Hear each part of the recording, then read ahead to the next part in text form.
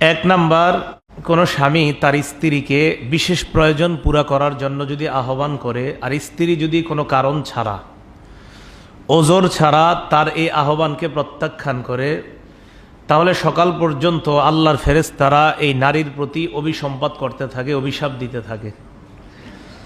সহিহ বুখারী হাদিস number 3237 number হাদিস, 3237 number হাদিস।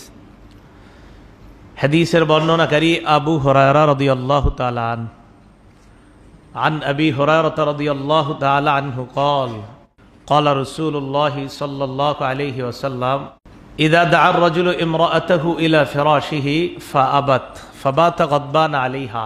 কোন স্বামী তার স্ত্রীকে যখন বিশেষ প্রয়োজনের জন্য আহ্বান জানায়, স্ত্রী কোনো কারণ ছাড়াই যদি তার আহ্বান প্রত্যাখ্যান করে, নাটকের কারণে, সিনেমার কারণে, ফেসবুকিংয়ের কারণে অথবা অন্য অপ্রয়োজনীয় ব্যস্ততার কারণে, অজুহাতে স্বামীর আহ্বান যদি প্রত্যাখ্যান করে, ফাবাতা গদবান আলাইহা, আর এই স্বামী যদি স্ত্রীর উপর রাগান্বিত অবস্থায় রাত্রি যাপন করে, লানাতহাল মালাইকাতু হাত্তা তুসবিহা, সকাল পর্যন্ত এই নারীর প্রতি ফেরেশতারা অভিশাপ করতে থাকে।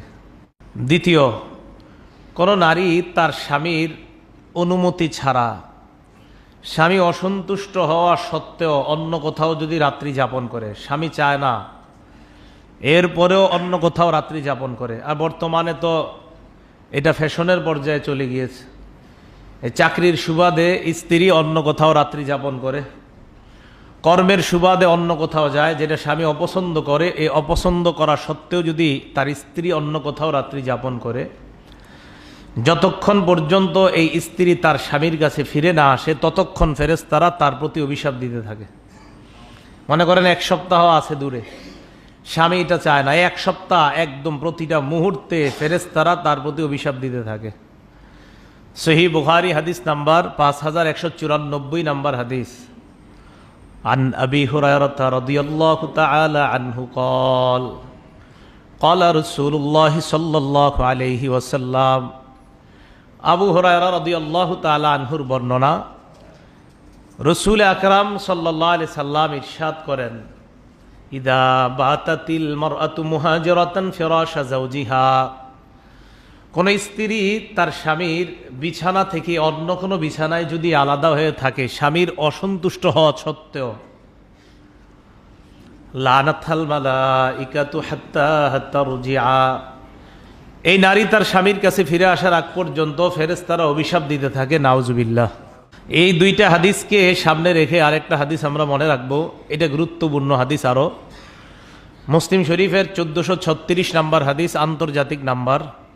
এই হাদিসের মধ্যে আসছে, এটাও আবু হুরায়রা রাদিয়াল্লাহু তাআলা আনহুর বর্ণনা। আন আবি হুরায়রা রাদিয়াল্লাহু তাআলা আনহু قال قال رسول الله صلى الله عليه وسلم ما من رجل يدعو امرأته إلى فراشها فتأبى عليه।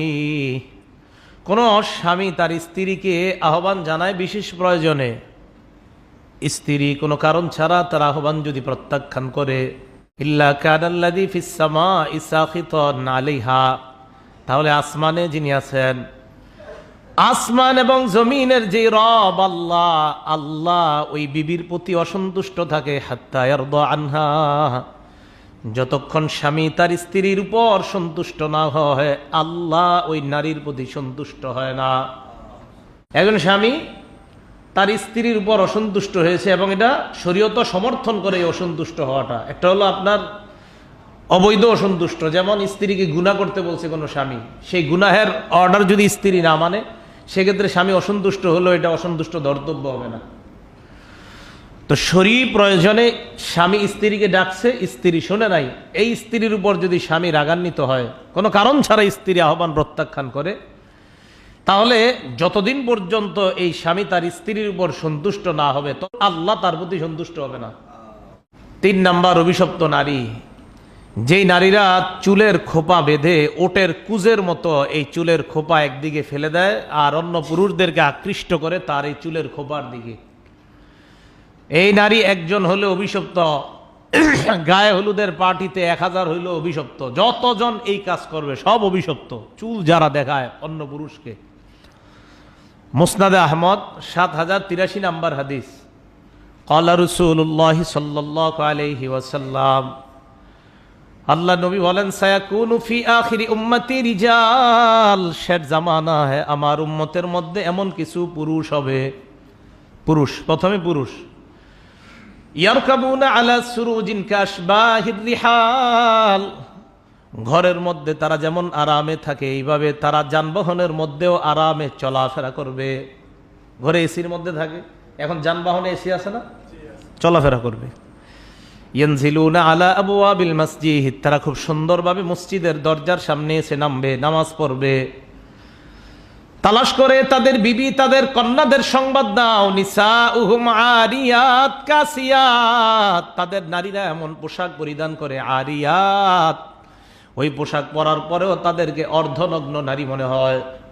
এদের বিবিরা এমন পোশাক পরে যাদের বিবিদের দিকে দেখলে মনে হয় তারা অর্ধনগ্ন, পোশাক আছে কিন্তু অর্ধনগ্ন। নবীজি বললেন এদেরকে অর্ধনগ্ন মনে হবে।